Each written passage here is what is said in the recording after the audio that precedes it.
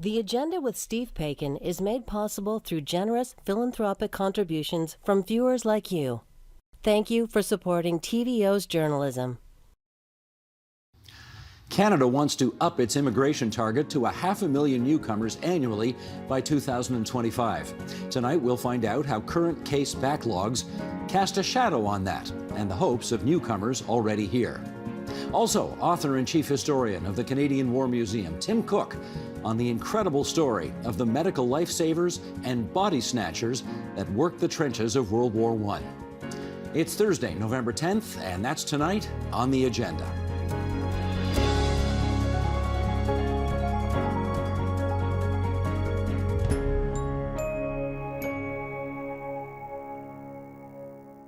A few months back, officials at Immigration, Refugees and Citizenship Canada announced a hiring blitz. It was an acknowledgement that they needed immediate help dealing with a backlog of more than 2 million immigration applications. But for international students hoping to stay and skilled workers aiming to convert to permanent resident status, the backlog means limbo and sometimes worse. With us on where things stand now, let's welcome in Waterloo, Ontario, Michal Scooterud, economics professor at the University of Waterloo and director of the Canadian Labour Economics Forum. And here in our studio, immigration lawyers Elizabeth Long, partner at Long Mangalji LLP, and Lev Abramovich, a partner at Abramovich and Chern. And we're delighted to welcome you two here in our studio. And Michal, good to have you on the line from Waterloo. I want to start, Elizabeth, just with the latest data that I just brought up. Immigration, Refugee, Citizenship Canada says the backlog's 2.6 million people. Right. Let's start with what that actually means for that 2.6 million. Effectively, what does it mean? Well, the 2.6 million people covers everyone between people who are trying to come into the country with workers and students and visitors who are trying to visit their families and trying to get the visitor visas, to those people who are applying for permanent residence. It covers, for example, people who have applied under the caregiver program. Many of those people who are applying under those programs, since it started in 2019, have not yet even had their applications processed. 3 years they've been waiting. 3 years, and that affects people here who are looking for people to help their children and take care of their children. You know, if someone was just born, they would have already been in preschool. Maybe they might be in kindergarten by the time we can bring some people over. Or companies who are trying to hire workers, needed workers. We have seen backlogs right now of 35 weeks or more at visa posts like Singapore or Dubai. India before was experienced a huge backlog. Now they've sort of eased it a little bit, but it's still, we're seeing months and months to process workers. Okay, let me get to Michal on the follow-up. I mean, obvious follow-up question is, why is the backlog so long? Why is this taking so long? I think if you're asking me what the cause of the backlog is, I track these numbers at least in what's called the express entry system. That's the system we use to admit new permanent residents, as distinct from these visitors and the temporary foreign workers. So the new permanent residents, you can see very clearly that the backlog really began in February of 2021, when the government decided to empty the express entry pool, sort of do away with the system they've been using and the way it was set up to be used for many years in order to reach an immigration target in 2021. So I think that's the way I see it. It looks pretty clear in the data that we can trace it back to February 2021 in the permanent resident class. And so I think that's the cause, essentially. And Michal, was there anything special going on in Feb 21 that would have accounted for this?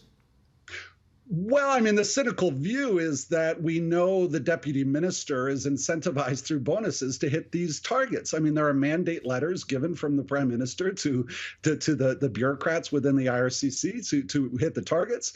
And those, if you think about the fiscal year, when the fiscal year ends, their time was running out to hit these targets. And it was a tough time. I mean, this is COVID.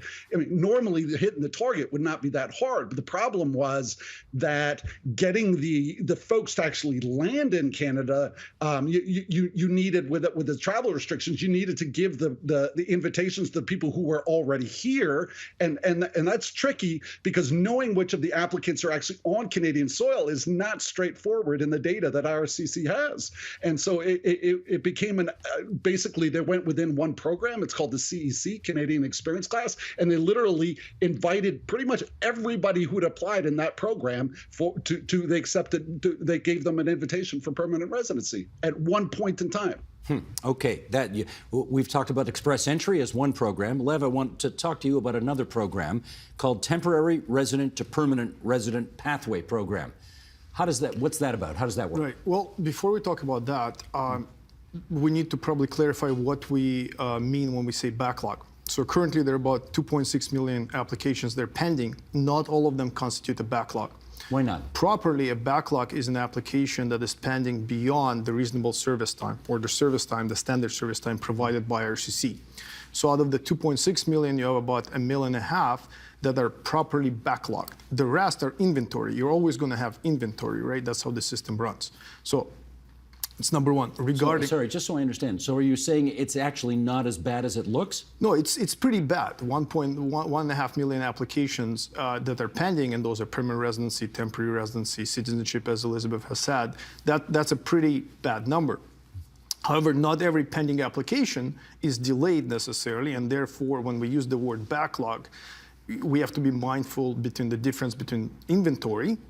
If I submit an application tomorrow, I'm technically in the inventory, but I'm not a part of the backlog. Okay. Because it typically takes 60 days to process the application, and on day 61, technically that application becomes backlog. So we understand the distinction there. Okay. Number two, with respect to the question that you asked, Mikhail, if I could just add, I think the major causes of the backlogs, outside of some policy that perhaps was driven by numbers and politics as opposed to sort of other considerations, if you will, is an archaic immigration system that relies on consular posts. So that's a problem. Is an archaic backhand with respect to processing software that doesn't work, portals that constantly crash, complete lack of transparency and accountability on that front. You mix in political pressures, you mix in lack of remote work arrangements, you mix in workers being off when COVID hit, when the rest of us were trying to do our job, adjusting. We went to fully remote. Big companies, consulting companies like PwC, KPMG, all had to adjust. They sort of operate on the scale of IRCC.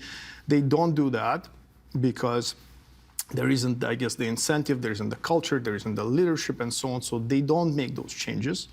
And applications, they're pending and pending and pending and pending and pending and pending, and a backlog is created. And you add to that the PR draw on February 13th, where they essentially emptied the Canadian experience class category with an express entry and so on.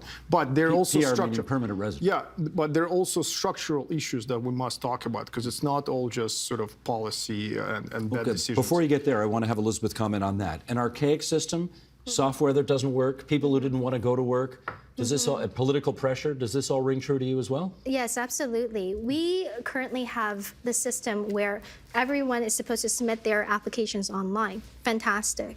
That there are issues. I mean, oftentimes we're trying to log into the website, and half the time it crashes, right? But there is also an issue where we're still using even though we are able to submit everything online, they're still sending all these applications to the different visa posts. So they have to be concerned with hiring officers in different countries. There's no need for this. Instead, we can hire inside Canada, create Canadian jobs, and have officers specialize in deciding applications inside Canada. Why do we do it that way instead of your way? Because 20 years ago, the legislation was put into place where when people had to go into the embassies and hand in paper applications, it was more convenient to do it that way. They changed the law where people don't need to do that. Everything's submitted online, but they're still using the old system. Why? I don't know. Well, I can say why. Lack of leadership, lack of discussion, lack of public Leadership debate. on whose behalf? Leadership on account of the department's behalf. We have a constant change of ministers. Those ministers have mandates that sometimes are, well, they're often politically driven, right? Who wants to talk about structural change? Say, we're going to spend $1 billion on structural change. That's not a sexy topic. A sexy topic is targets, hiring new workers. That you can sell in elections. So we've hit targets and we hired new workers. So I grew up in Soviet Russia. We had lots of nuclear weapons, but as far as the sort of standard of life was pretty low. And we had Soviet cars, which were designed in Italy. Then we took the designs and so on. IRCC system is akin to like a Soviet car from the 70s, if you will. A Lada. Not quite a Lada, a Moskvich. It could drive reasonably straight under decent conditions and so on, but and just throwing money at it won't change. We need to change the underpinnings of the actual system. So if we're talking about reform, we need to look at structural changes. We've inherited a system that existed before the internet, before electronic applications existed. My parents drove to an interview in Cairo, Egypt, said hello to the officer, said, I approve you, great. That no longer happens. So why are we relying on this system? Let me get Mikhail to comment on this as well. Does all of this ring true with you? I thought I was cynical about all of this. I'm not quite so cynical. The system I pay most attention to, because I am a labor economist, I'm interested in the economics of immigration, is the express entry system. That's a system that was introduced in January 2015. I think it had a lot going for it. Notice I'm speaking about it in the past tense. It looks like there's a lot of changes coming to the express entry system. But that was a new system. I think it was quite revolutionary. I mean, it was modeled off of some ideas in Australia and New Zealand. But I think it had a lot going for it. And I'm quite a fan of it. And I think, that was kind of, we can talk about it more, but it was a system that essentially tied the government's hands, that you had a pool of applicants and the government just couldn't willy-nilly go in and say, what attributes or what kinds of immigrants do we want this week? We were just going to try to achieve an objective similar to how the Bank of Canada's hands are tied, and they were given an inflation mandate. So I think that there were features of the system that were constantly evolving, and kudos to IRCC or CIC at the time for those changes. But if you wanted to change what ails the system right now, in part to deal with the backlog, in part to deal with the technological problems, in part to deal with the fact that a lot of people apparently weren't on the job during COVID, what would you do about that? Yeah, so there's no question. I don't want to take anything away from the other responses. There's no question there's potential for technological innovation at IRCC. Absolutely. But I think that COVID and how the government politically responded to COVID, their insistence to continue to hit these targets had a cost. It had a cost. And I think that's ultimately what I see as being the cause of this huge increase in the backlog. The way this express entry system worked is that it wasn't a queue. It used to be in the old days, if you hit the threshold on the point system, you were put in a queue, and it was first come, first serve. Mm-hmm. The way the express entry system worked is it said, if you hit the threshold on the system, we're going to put you in a pool. You're not put in a queue. You're being put in an applicant pool. And every 2 weeks, we're going to go into that applicant pool and we're going to cream skim. And so what that does is it allows sort of the supply and demand to be equal from every 2 weeks, and so you don't have this big backlog. And so we were in a very nice steady state before March of 2020, before this pandemic hit. The system was working relatively well. The backlog wasn't growing for sure. So that's something that's come out of this pandemic. That's not an excuse for the IRCC, but it means that it was a political decision that was made. All right, let me circle back to something, and I'm not sure we ever actually tackled this, the temporary resident to permanent resident pathway program. In your view, Elizabeth, how well does that work right now? I think the TR to PR was a reaction to what was happening in the system. We, in history of immigration, they had a huge division between people who had high-skilled work experience and low-skilled work experience. And during the pandemic, it was no longer about high-skilled or low-skilled, it was about essential work. We had people who were considered low-skilled, but who were essential workers. And For example, who would they be? For example, personal support workers. Basically, the government said, okay, we actually need to have a chance for these workers to also get permanent residence. We can't let them just leave the country. And they also said, well, students also, the students are desperate and they need to. So it was a reaction to what was happening in the system. Great intentions, bad execution, because the government has a quota that they can only fill this amount of people for each year. And what happened is by October of last year, the government said, uh-oh, we filled all of the quota for 2022 in October 2021, which is why there was a stop on draws for express entry until July of this year. What that meant was now the pool for express entry had been building up. And as Mikhail has said, express entry is about skimming the cream. So you take the top of whoever's in the pool. Now, when you have an inventory, before usually there's a draw every 2 weeks. People can, you're skimming the pool every 2 weeks. You haven't skimmed the pool for 9 months since October. That cream is very, very thick. It's very thick, yes. Okay, and so as a result, the draws have been extraordinarily high.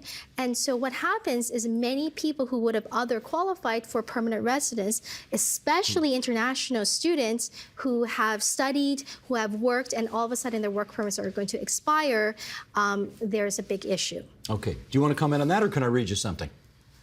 Well, yeah, I generally agree with what Elizabeth has said. I think I would add just one more thing. With TR to PR, there's again a lack of transparency in my mind.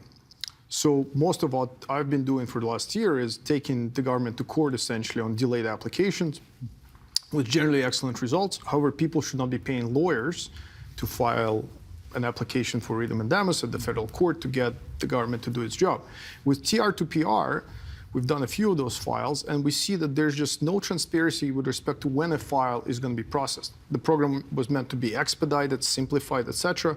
We're seeing files that are already pending for 16 months with no end in sight. Those are supposed to be essential workers, healthcare workers, etc. How is that acceptable? That's all I would say on the TR to PR stuff. Okay, let me read this here, and then Mikhail, I'll get you to comment on this first, because we've seen, well, this is from, I want to read an excerpt from an article titled, "When They Needed Us, They Exploited Us." This is Indian students in Canada. They made front page news of a major news outlet in India last week. And here's an excerpt from this. I want to read this, and then Mikhail, I'll get your reaction to it. The foreign graduates were hoping the permit extension would give them more time to gain Canadian work experience and boost their scores under the country's immigration ranking system for skilled workers. But these graduates got caught up in a backlog of applications that led to a 10-month shutdown of the system to allow the government to process them. Once the system was reopened, the students found themselves competing with pools of immigrants with much higher than normal scores, reducing their chances of gaining permanent residency. And obviously, they're very unhappy about that. Okay, Mikhail, your reaction to all of that? There's an equity problem, Steve. So the way what economists refer to this as is a horizontal equity system problem. In these kinds of systems, you want to ensure that people that are sort of equal are treated equally in the system. And what's happened here, again, as a consequence of trying to hit this target in 2021 and emptying the pool and then letting the pool fill up, is that we've got these very capable students. I mean, I teach a lot of these students, these international students. They would easily clear the bar, you know, that cream, where the cutoff is for the cream. They would easily clear that. But because the way Elizabeth described it is just perfect, the bar is now so much higher because that layer of cream has increased so much that these students who would have had, you know, no trouble clearing the bar in the past now can't. So what happens to them? So that's a good question. So that they're given in Canada, we give these students 3-year open work permits. The question is, what happens to them when those permits end? And that's the troubling issue. Do they stay? Do they work without documentation, thereby potentially becoming more vulnerable to exploitation by employers? Do they try to go back home and get back on a pathway some other way? Do they go back to school? It's all about being on this pathway to permanent residency. And so, yeah, I think, it's the usual thing that these short-term myopic policy decisions often have long-term consequences, and we're seeing the fallout now. Now, Lev, it's obviously bad for them, but what about for the rest of the country? What about for the people who, how does it affect companies and employers, that kind of thing? In my experience, employers who are big, well-established multinational companies generally do all right. Mm-hmm. They can apply for LMIAs under the Global Talent Stream program. Apply for what? Apply for a labor market impact assessment, which is a document required in order to hire a non-Canadian.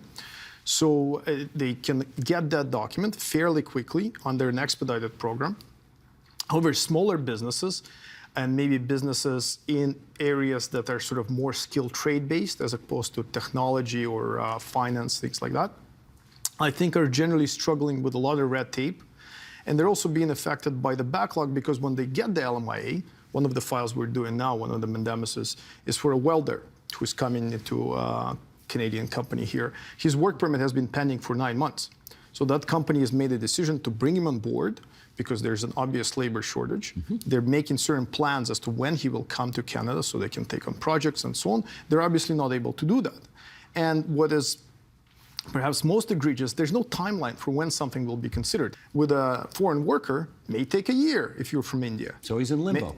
Yeah, he's in limbo, the company is in limbo. So the big employers, I think, are doing relatively okay. A lot of red tape could still be cut. Smaller employers, certain industries, I think, are struggling. And I think we need to go beyond the sort of bureaucratic, technocratic framework, bring in stakeholders, and then the system will become fair and more transparent. It will benefit both the employees and the workers. Okay, you wanted to add?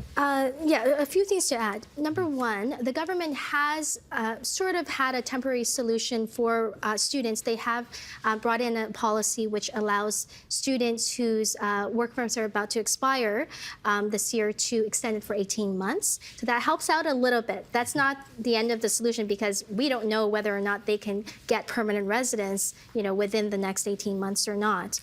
I think the struggle, though, is across the board. Big employers, small employers, everybody's waiting at the visa post for 9 months, 10 months, who knows when. That affects our economy. We are right now in competition with the rest of the world for the cream, not just what we think of as CEOs and tech workers, but also just workers in general, healthcare workers, essential workers. We are, in desperate need of workers. And I think in terms of the solution to this, I disagree in terms of thinking that express entry is the cat's the bee's knees with regard to immigration. I think it's okay if we're talking about workers who we want to bring in, who we want to select, who are outside of the country. Yes, they don't have any ties to Canada. Okay, fine, we select the cream from outside of the country. But workers who are in Canada, who are already working, we know they're needed. Why are we still saying you're not good enough to stay? You're good enough to work, you're not good enough to stay.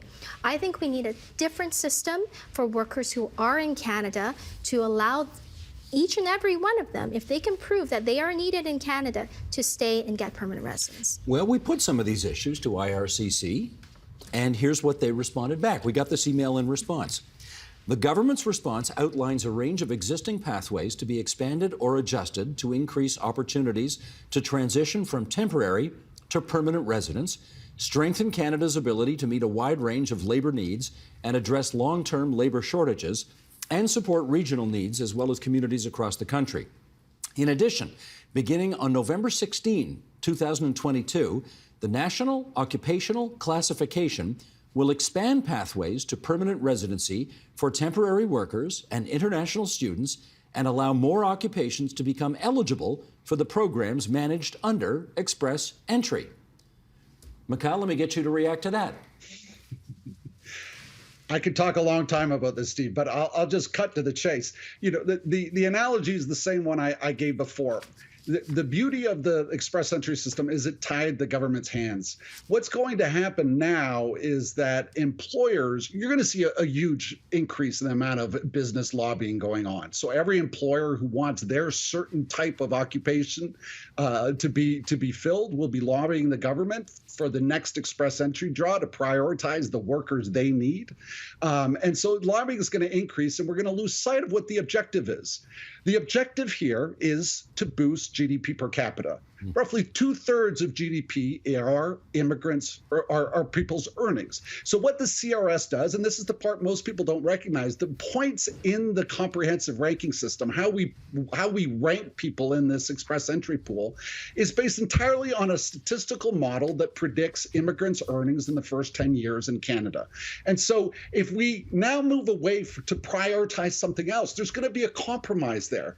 And if we know anything about the economics of Canadian immigration, we know that Canada really struggles in immigrant selection. Canadian immigrants, when you compare them to other immigrants in other countries from this, you know, you compare university educated immigrants in the US from India, they outperform US born workers.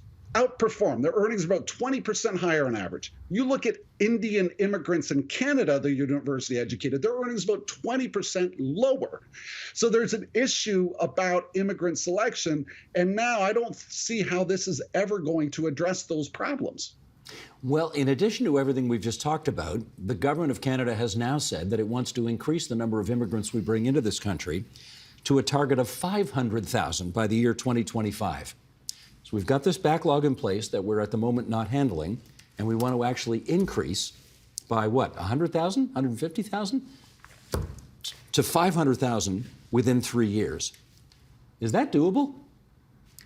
I think it's doable. I think in terms of if they get their act together, they have a more efficient system, absolutely. And we need immigrants. We need them, but we can't seem to process them quickly enough to get them in here. Right now, if they change the system, I think they could certainly, you know, I mean, if you think about, just for example, for fees alone, each immigrant is paying around $2,000 for fees just to have the privilege of someone evaluating their application. Surely we can hire people who would be able to assess these applications properly. Do you think there's any way to get up to 500,000 within 3 years? Oh, absolutely. There's a way to get to hit targets. The question is, are we going to do this in a humane and procedurally fair way? Are we going to, again, look at systemic changes and so on? And this is where I disagree a bit with Mikhail, or at least we have to sort of get our definitions right. Express entry was working relatively well. It wasn't working well for international students who were excluded, generally speaking, or at least didn't have the right to apply, as Elizabeth said. Previously, they applied under the Canadian Experience class as of right, without having to get invited. And we were failing skilled trade workers. Other than that, it was working reasonably well. My problem with the express entry, however, is the allocation of points for people who have Canadian work experience, for people who are already working, for people who are already here. I think those factors should be given more importance, if you will, than, for example, having a fantastic language score. You can manipulate it with language. And I think the backlog on the express entry side of things is relatively small. They'll work through it. But work permits, for example, big backlogs. Students, backlogs exist there. Things like the live-in caregiver or whatever the new program is called, Elizabeth sort of doesn't come to mind now. So we can certainly hit those numbers. The question is, how do we hit them? At what cost? And what the government is going to do, which is something they always do, it's a sort of a classic move. Don't look over here, the backlog. Everybody who is applied in June of 2020 is going to get their PR within 6 months, so that when the election campaign comes, et cetera, so hit targets. Those who are still pending, just don't look over here. We're doing a mandamus right now for a federal court application for an investor, Quebec investor, 68 months of processing. I've done a couple of citizenship applications, Syrian, Iranian nationals, 5 years of processing. Within 60 days, they're approved. So we need to look at not just the numbers, but the system, as I've said before. And I think we need public consultation, we need transparency, and we need to make sure that going forward, because Canada, as it's currently considered as a nation of immigrants, we have a system that doesn't just hit targets, hit numbers, but keeps in mind economic priorities, but also does it in a way that is humane to the people who are choosing to live here. All right, we got a couple of minutes to go here, and I want to pick up on something you just said. I think every poll I have seen out of the United States recently on people's impressions towards increasing immigration are very negative. Most Americans, and particularly most Republicans, do not want to see immigration levels increased. And yet, Elizabeth, I'll go to you first on this. A recent poll by Environics Institute and the Century Initiative found Canadian support for immigration seems to be at an all-time high. Why do you think? You know, the kind of immigrants that we have in this country is quite different from the U.S. The U.S., I think they're mainly concerned about the illegal immigrants crossing the southern border. For the most part, our immigrants are coming here under express entry, under the economic programs. And just to give you an idea of how skilled you have to be to be the cream where you're selected for express entry, you're mostly in your 20s. By the time you're 30s, your scores start dropping. 45, you're done. Forget it. 0 compared to 100. You're looking at 2 degrees, usually one with a master's. You're looking at fluency of English or French at such a high level that I have people whose only language is English or French who often bomb the exams, okay? And so you have 3 years of high-skilled work experience outside of the country, or at least 1 year of high-skilled work experience inside the country and studying inside. So these people are extraordinary who we are bringing into the country. Thus, public opinion is more on their side. We can see our economy is rising because of the immigrants that we're bringing in. Let me give Mikal the last word on this. Why do you think it's so different between here and what they say in the United States? I think Elizabeth is right. In order to have strong public support for an immigration system, you need that immigration system to work well. And the fact that we don't have porous borders and we can control the immigration system through a point system like the express entry system is a huge part of the success and the continuing support. Now, you know, the idea, I have to come back to this idea that immigration is so critical for the economy. There's a lot of hyperbolic rhetoric coming from the immigration department these days. You ask any Canadian economist who studies Canadian immigration, there's a group of us in Canada, not one of them believes that immigration has this big positive effect on economic growth. That does not mean that we shouldn't have immigration. I'm an immigrant. I'm definitely very pro-immigration. But the rhetoric around, the idea that there are these labor market needs that need to be filled, that's a completely perverse way of thinking about how an economy works. Labor demand and the jobs that we do are largely driven by the labor supply. If you look at how grapes are picked in the wine industry in California, they have porous borders and a lot of unskilled migration. So the jobs that apparently are needed are, lower skilled workers. In Australia, where that porous border isn't there, those grapes are picked by machines. So the fact is the jobs we have are what we say endogenous to lots of factors, including the labor supply. If you want a low-skilled economy with low wages, then increase the amount of low-skilled immigration. If you want a high-skilled economy with high-skilled workers and high wages, then focus and prioritize high-skilled workers. It really is that simple, Steve. That's Mikal Skuterud from the University of Waterloo. My thanks to him, along with Elizabeth Long and Lev Abramovich, immigration lawyers. We're grateful for your time tonight here on TVO. Thank you.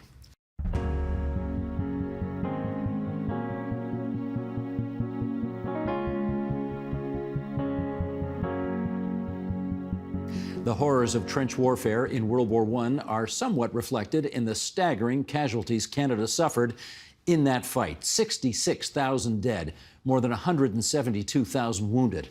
But gruesome, terrible injuries and death were not even the final miserable toll faced by those soldiers. Tim Cook is Chief Historian and Director of Research at the Canadian War Museum.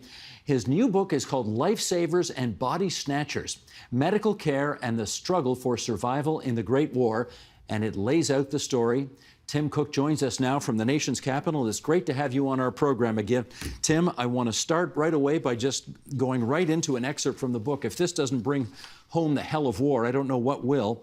It's an excerpt from the diary of a soldier about what he witnessed at his medical aid station during the Battle of Second Ypres in Belgium, 1915, and here we go. It was one never-ending stream which lasted all day and night for 7 days without cessation. In all, some 5,200 cases passed through our hands. Wounds here, wounds there, wounds everywhere. Legs, feet, hands missing, bleeding stumps controlled by rough field tourniquets. Large portions of the abdominal walls shot away. Faces horribly mutilated. Bones shattered to pieces. Holes that you could put your clenched fist into. Filled with dirt and mud. Bits of equipment and clothing until it all became like a hideous nightmare, as if we were living in the seventh hell of the damned. Here's a shot of some soldiers in one of those trenches. Just a break in the war, I guess, at the moment. You know, I'm not sure this generation can appreciate it, Tim, but these are battles where thousands of people died in a single day. And half of all Canadian doctors and a third of Canadian nurses put on the uniform back then. I'd like you to start by telling us what it was like to be a medical professional dealing with this kind of carnage over and over and over. Well, Steve, thanks for having me on the show again. And carnage is the right word there, I think. If we think of the Great War, the war of the trenches, where millions of soldiers were stuck below the ground, living a troglodyte existence in the dirt and the privation, the unburied corpses, the constant hellfire of shells exploding and machine guns, of shrapnel, of chemical agents. And as you gave indication there, just the horror of these wounds from modern weaponry. I think a horror that we can scarcely understand today. And for me, this is my 14th book of Canadian military history. I always rely heavily on the eyewitnesses to history, the soldiers, the airmen, the nurses, in this case, the doctors, the nurses and the soldiers of the Great War. They're all gone now, but I have spent years researching in the archives and libraries to, I guess, restore their voices to the history. And I really wanted to do that in this case to explore the medical war. Well, if I may be permitted an observation, mission accomplished, Tim. I mean, their voices come out very strongly in this book. You have given them their voices for sure. And here's a shot, and once again, for those listening on podcast and can't see it, this is a stretcher bearer attending to a wounded soldier on the battlefield. You know, there were a lot of very bad, very dangerous jobs in this war. I'm not sure there was a worse one than a stretcher bearer. Would you tell us what that was? Yeah, the stretcher bearer was, I think we would probably know the phrase today as a medic or a battlefield medic in a battalion of 1,000 soldiers. And we should remember we had 620,000 Canadians who served in this war, about 350,000 serving overseas. And many of them were the medical services, as you've mentioned, 20,000 who served. And that included thousands of stretcher bearers whose job it was to race out into no man's land in the midst of the shell fire and the sweeping machine guns, sometimes wearing respirators to protect against chemical agents, and to look for those wounded soldiers who were shot through the gut or through the head, soldiers who had arms ripped off or were bleeding out on the battlefield. And it was a race against time. And these stretcher bearers were incredibly brave. They risked their lives. They would race over to a soldier. They would use his field bandage to try to wrap up his wound and to slow the bleeding. Often they had morphine tablets that they could give for the pain. The soldiers' letters, they talk about the wounded soldiers who survived. They talk about the relief of a cigarette, something that surprised me, but just that nicotine hit. And then the stretcher bearer, they raced off with a word of good luck to that soldier. And that soldier really had two options. They could wait for a prisoner of war or perhaps a number of stretcher bearers to come together to carry them out, often through 2 to 3 kilometers of shell-cratered, muddied battlefield with, of course, the shells still coming down. Or, and this was often the case, they somehow screwed up the courage. Somehow they overcame the pain, and they crawled or they limped their way back to seek medical care. And I've read the stories of these soldiers, men who had legs blown off, who somehow were dragging themselves back, or soldiers whose entrails were literally hanging out of their bodies. And I've marveled and I've been horrified by that survival instinct. And I know, Steve, we've talked about this before for the Second World War and for Afghanistan, just the lengths that are sometimes unimaginable that is required to survive on the battlefield. Here's a shot right here of those stretcher bearers you're talking about. Technological advances, of course, led to this is a weird way to put it, but ever better and more systemic ways of killing larger numbers of people in shorter periods of time. But it also led to life-saving innovation as well. Innovations born out of the battlefield. Maybe you could share some of those stories. Yeah, well, the book's title is Lifesavers and Body Snatchers. And the first part of that, Lifesavers, captures, I think, that experience of care on the battlefield. The opening quotation you read of 5,200 wounded soldiers coming through a field ambulance in 1 week is astonishing. And so the waves of wounded soldiers just swept over the medical services, who were continually being overwhelmed in these big battles. And they had to engage in triage, deciding who to care for first, and sometimes who would be left to die. And a tremendous emotional burden there that maybe we can talk about later. Here's a photo of soldiers laying wounded, injured in hospital. When those wounded soldiers made their way back to the doctors, and again, as you said, a third of Canadian doctors served in this war, they underwent surgery. And at the start of the war, the wounds were simply mind-boggling. The surgeons were overwhelmed.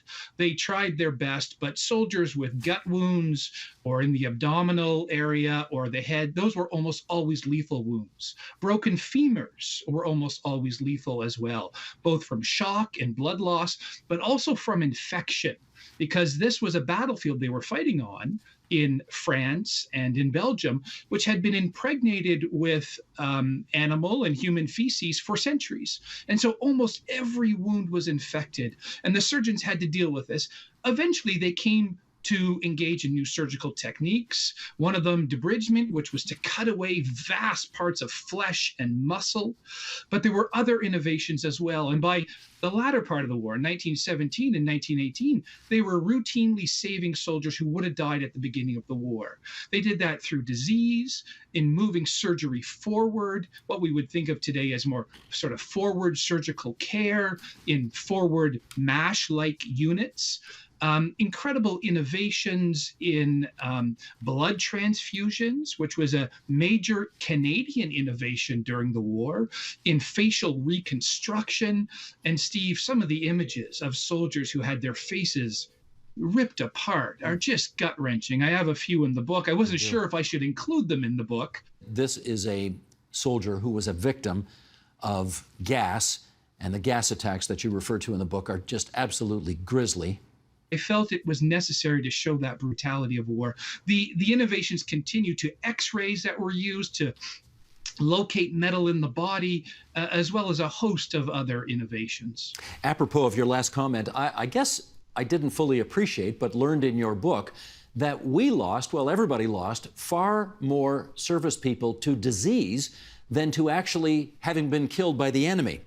And of course, World War I takes place right in the midst of the Spanish flu, right? The first massive global pandemic of, I guess, the last century and change.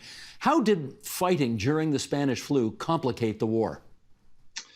Yeah, great question. And when I began to write this book in April of 2020, we remember that time of great fear and lockdown. And as a historian, I was reflecting back on the Great War, thinking about the Spanish flu and why we hadn't talked more about the Spanish flu, very similar to the virus that we are fighting, and we're fighting in 2020, 21, and still to this day.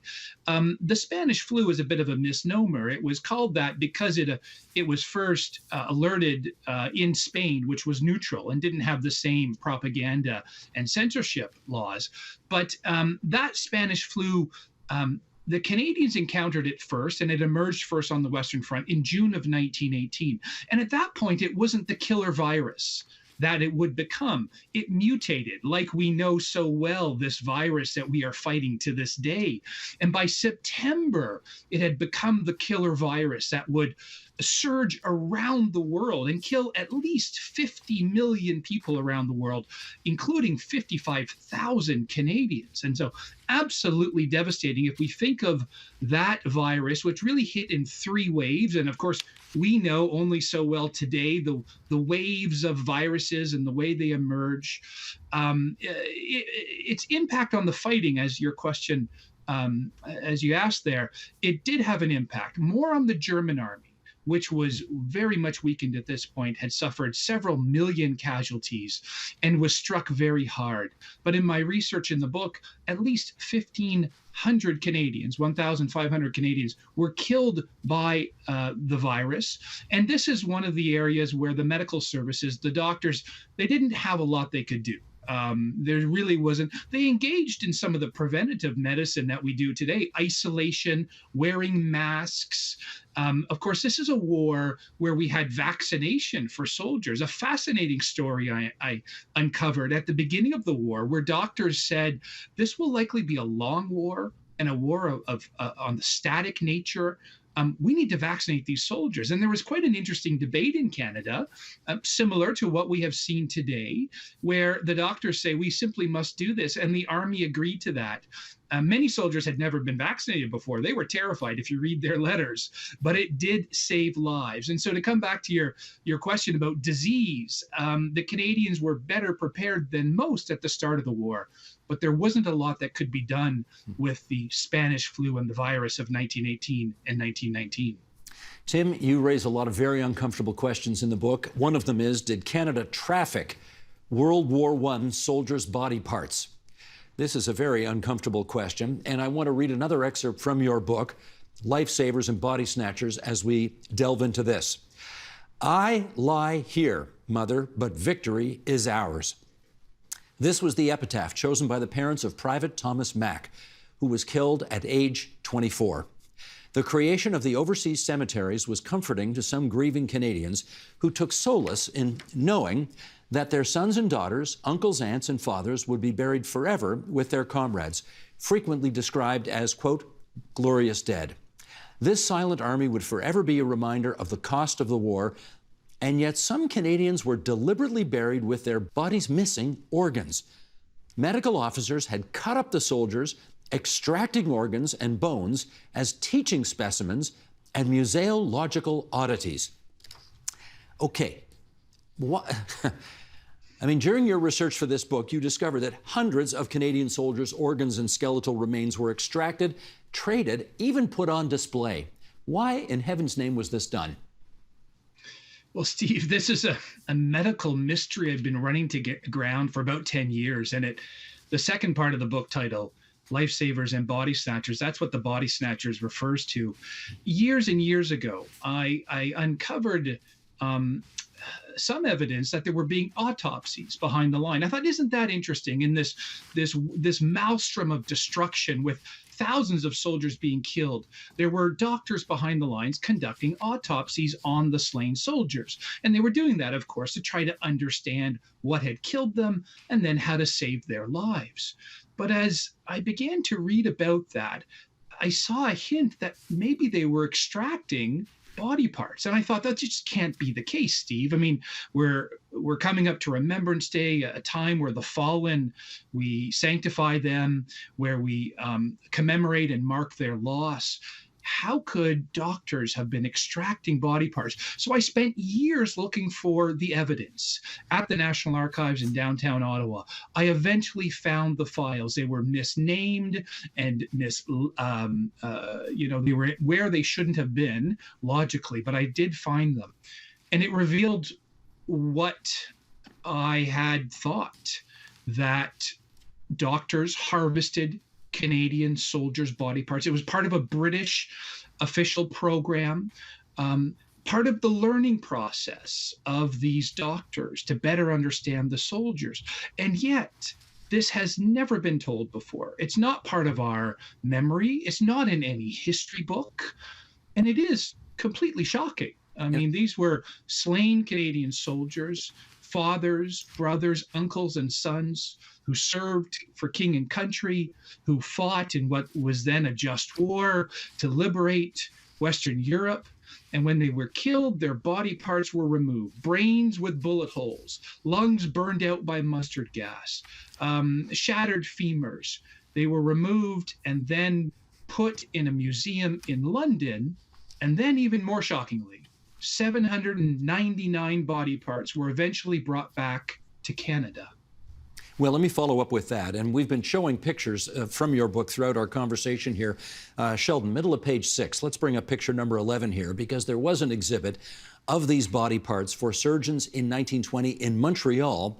There was even a public exhibit in Hamilton in 1918. This is while the war is on. Major interest from residents when that one happened. Prime Minister Borden apparently checked them out at one point. Why was there no outrage about this? Steve, I've been studying the First World War for 25 years, and I don't know. This is shocking. I simply could not believe what I was reading in the files, that these hundreds of body parts came back to Canada, as you say, put on display in Hamilton, where thousands of members of the public lined up for hours to see them. And the journalists of the day wrote about the gawking public and how interested they were to see these body parts of Canadian and British soldiers. And as you show there, the photographic evidence of how they were put on display.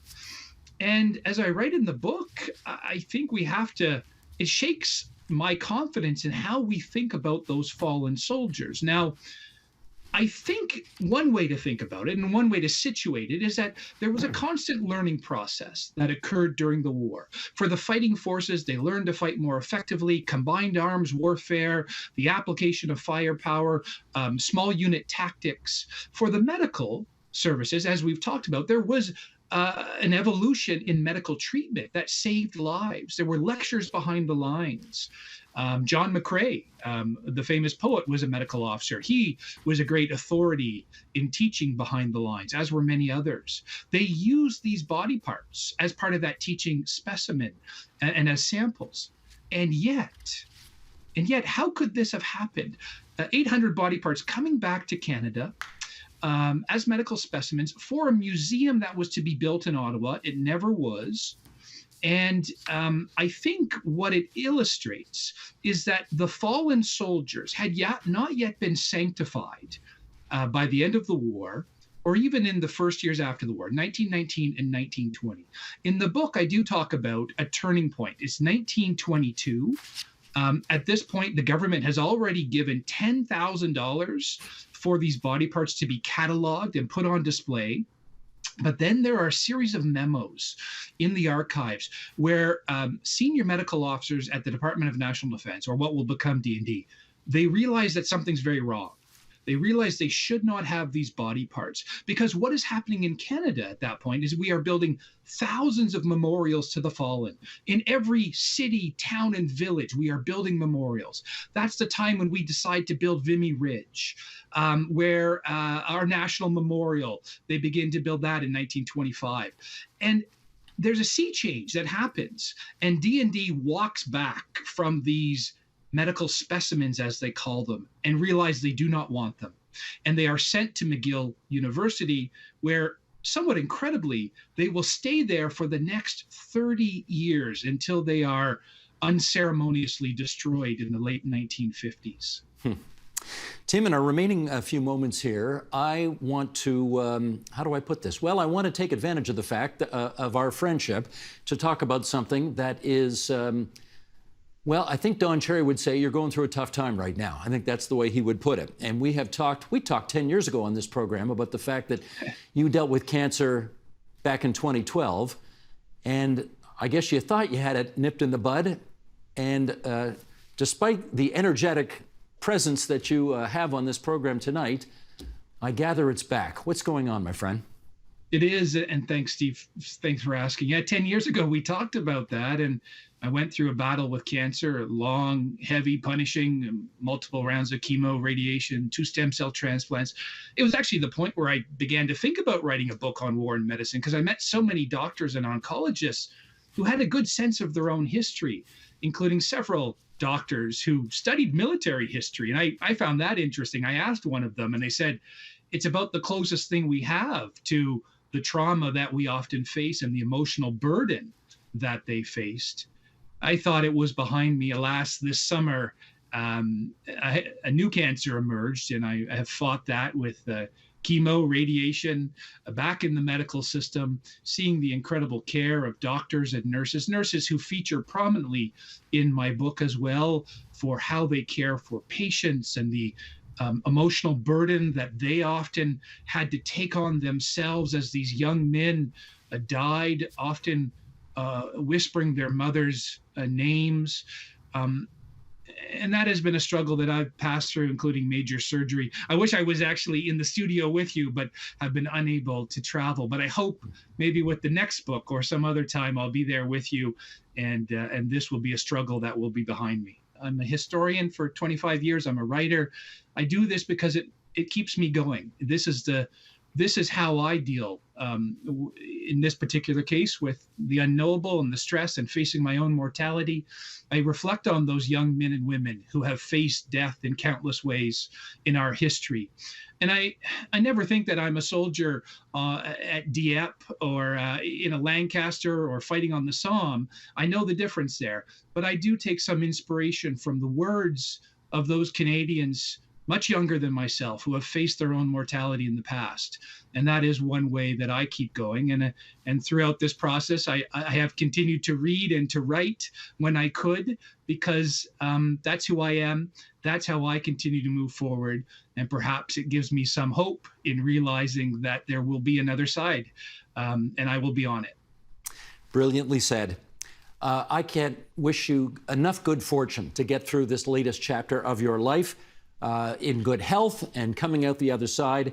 And in the meantime, we are happy to remind people of your latest contribution to the military history of this country, which you are, one of the most significant contributors to of all time. Lifesavers and Body Snatchers, Medical Care and the Struggle for Survival in the Great War. And we are so glad it has brought Tim Cook to our program tonight. Be well, Tim, and until next time. Thank you so much.